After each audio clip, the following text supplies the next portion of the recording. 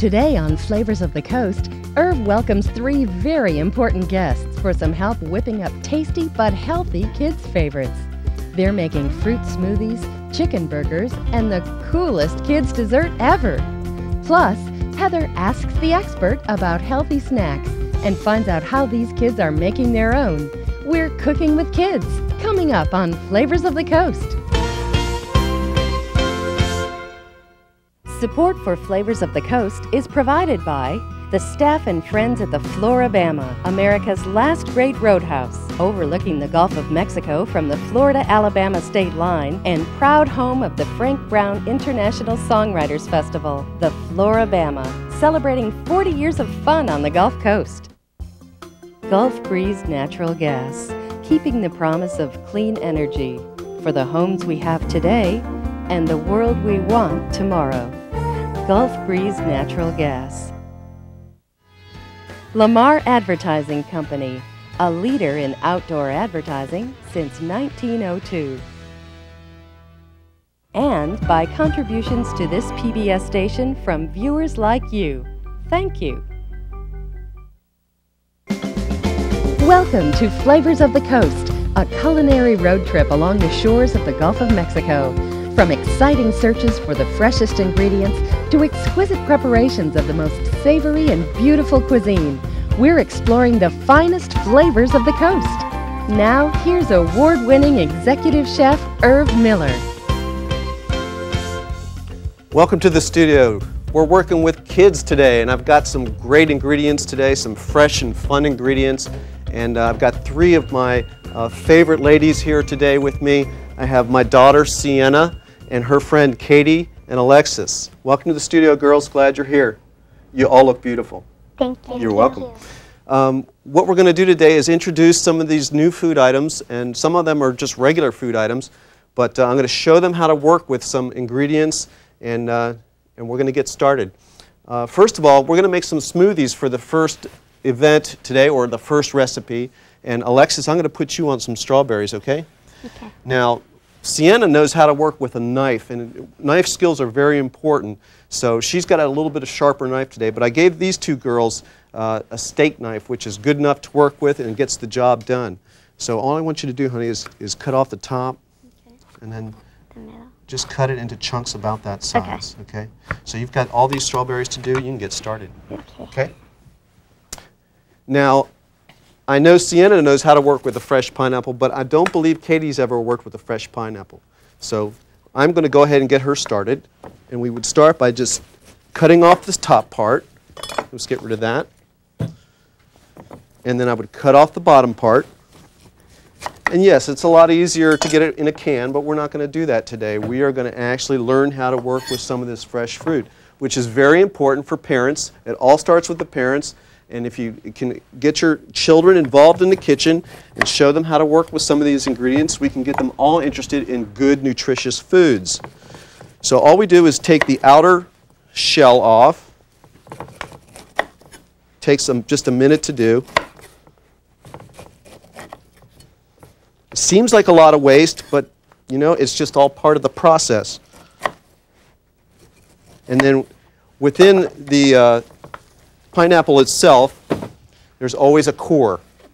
So I'm just going to slice this down the center, and we'll just work with half of it right now. Put that down. And if there's any trimmings on here, you want to take them off. And I'm almost to the point where I can give it to Katie. I'm just going to work around this core a little bit, because we're just going to dice this up. We'll leave the core behind. Nothing fancy. But we're going to use these fruits in a little bit to go with our dessert. Okay, girl. I'll show you what I want you to do. Just take this with your steak knife. If you see any green like that, go ahead and cut it off. And you're just going to make a little pile of stuff here. Just maybe cut it like that.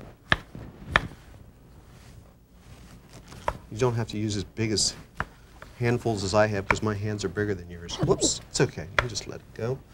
And that's what we're looking for. And we'll put that on the plate after you cut some of that up. Okay. How's that?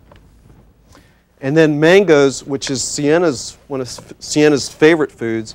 In case you don't know how to work with a mango, I'm going to show you how to do that. May I borrow your towel? My hands. Thank you. Why don't you go ahead and get started on that? Maybe you can show them. Now, one of the interesting things about kids working with foods is that sometimes it takes up to 9 times for a kid to realize a new food. So you have to actually introduce a new food about 9 to 10 times before they actually are familiar with it and even start to enjoy it.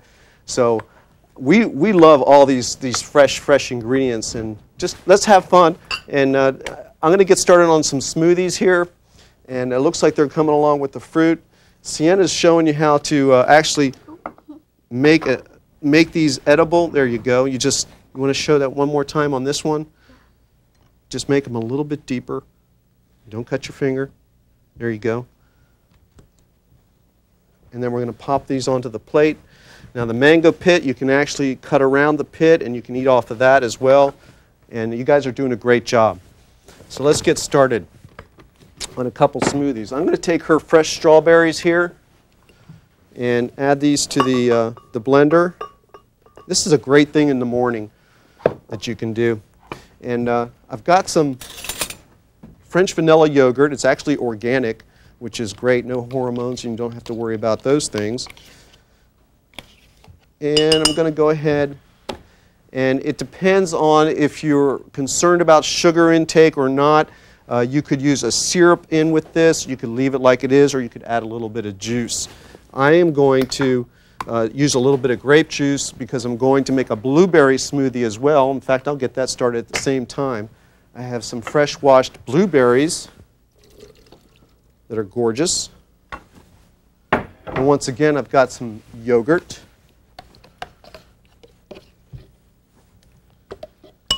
And I have just a little bit of grape juice that is low on calories. And it's interesting, the grapes, because that's the very first thing that the kids went for today were the grapes.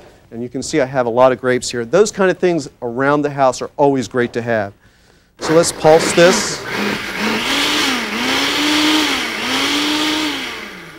And that one's coming along great.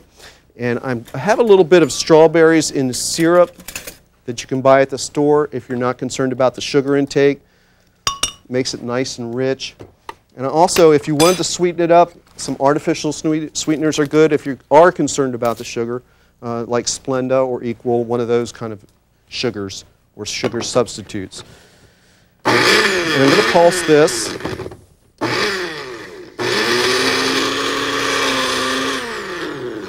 Let's lighten this one up too with a little bit of juice.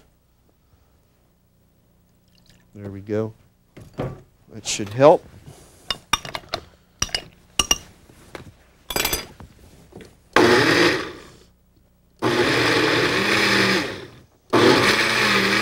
There we go.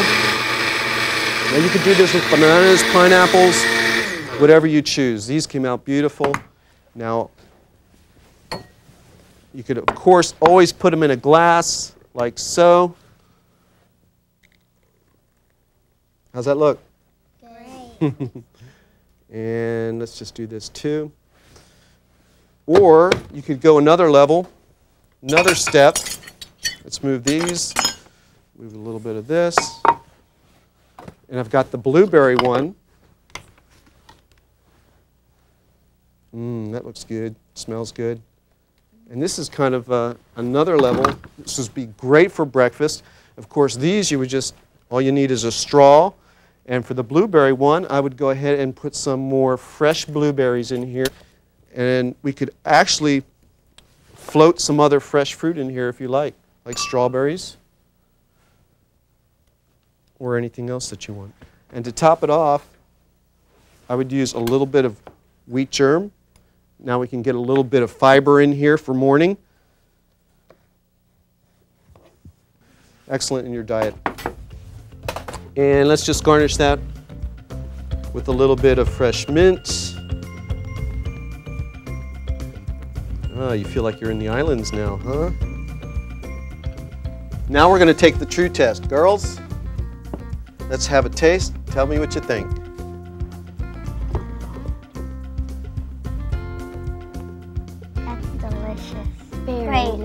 Good, good, good. Hey, when we come back, we're going to make a chicken burger and a bomb sorbet.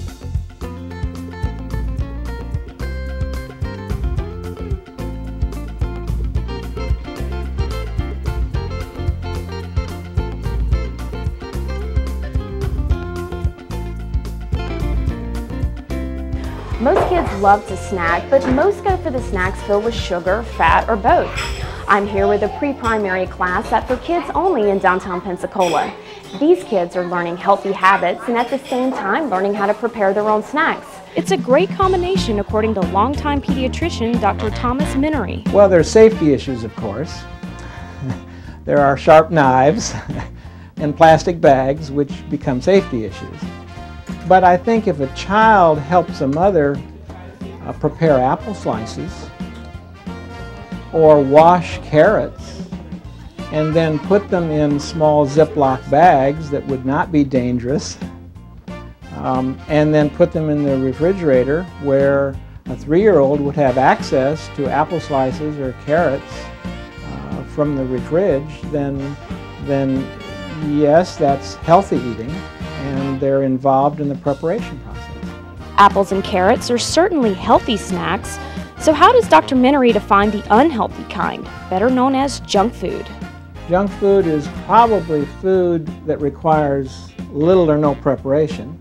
Junk food is probably food that contains no protein, and junk food is probably food that can be purchased at a gas station or a convenience store.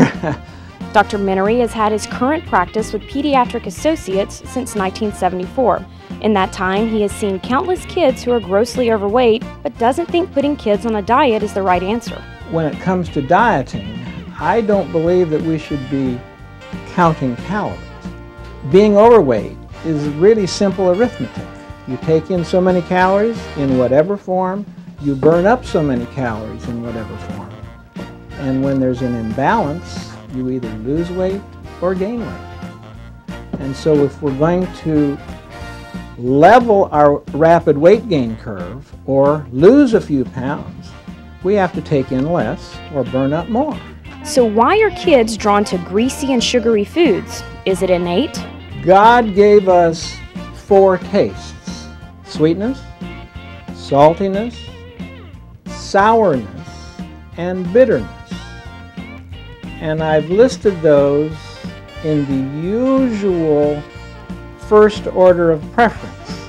Sweetness, we are God-given, as are all the others. Breast milk is sweet. Any milk is sweet. We first learn the sweet taste, and it's good. And we then learn saltiness when we get more table food. So it comes natural. So what does this all mean? Well, you'll want to take extra care to ensure your child's snacks are every bit as healthy as the meals you prepare. And the easiest way to do this is to use the same guidelines for snack planning as for meal planning. Many healthy, convenient options can be found within the new 4 food groups: fruits, vegetables, grains, and legumes. Well, today Irv is training some novice cooks in the studio kitchen. We'll be back with Irv and some great recipes just for kids in just a moment.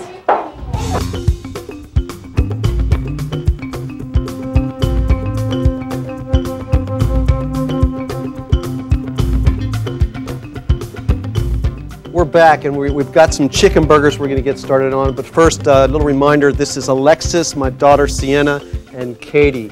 And we're going to start these chicken burgers. It's just a little bit different take on a hamburger or a turkey burger. The girls, I think, prefer chicken over turkey, but turkey would be an excellent alternative as well. And we're going to keep this very simple. There's no reason to get